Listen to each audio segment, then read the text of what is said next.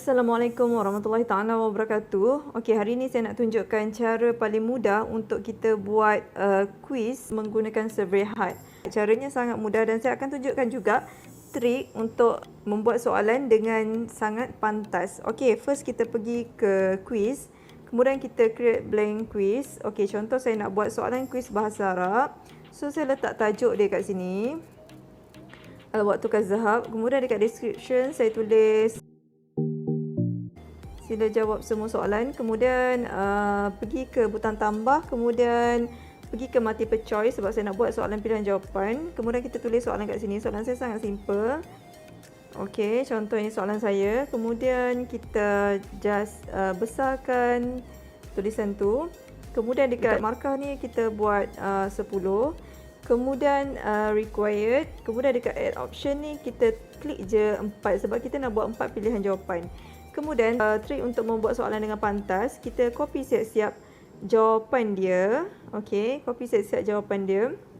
Kemudian kat bahagian jawapan ni kita terus paste.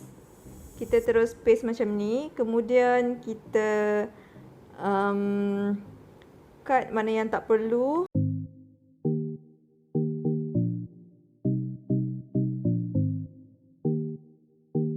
Kemudian kita boleh pilih terus jawapan yang betul. Contoh Monday, jawapan dia Al-Isnaini.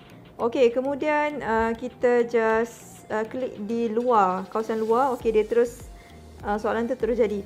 Kemudian trik untuk kita buat soalan dengan cepat adalah kita just copy sahaja. Kita nak buat berapa soalan? Contoh 5 soalan, kita just copy sebanyak 5 soalan. Okey, 4, 5. Okey, kemudian kita pergi ke proses mengedit.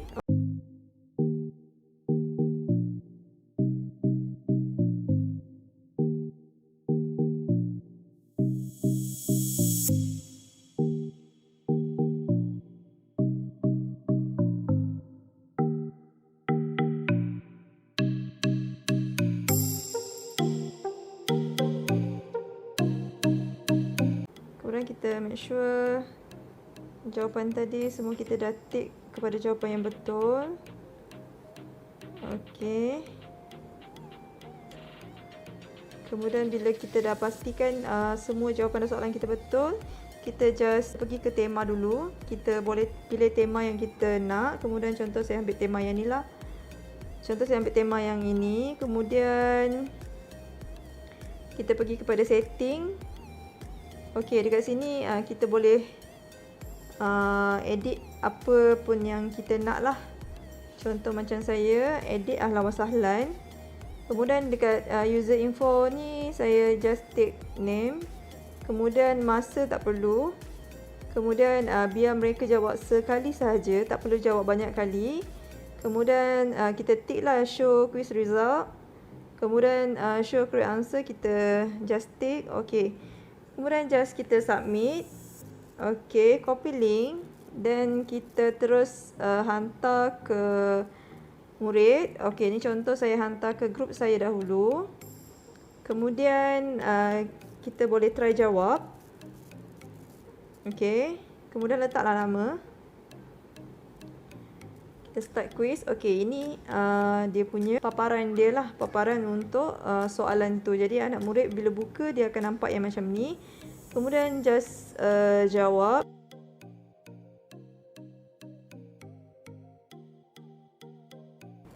Submit. Terus dekat sini dah ada, kita pun dapat notification dan murid pun boleh terus dapat dia punya skor markah dia. Berapa yang betul, berapa yang salah. Okey. Okey. Kita dapat dan murid pun dapat dan tahu apa jawapan dia yang betul dan jawapan dia yang salah. Tapi kalau kita nak buat soalan lain, kita boleh duplicate sahaja. Caranya adalah kita klik kat sini. Kemudian kita just duplicate quiz. Okey, saya rasa setakat ini sahaja tutorial saya hari ini. Semoga ianya bermanfaat untuk semua. Assalamualaikum warahmatullahi taala wabarakatuh.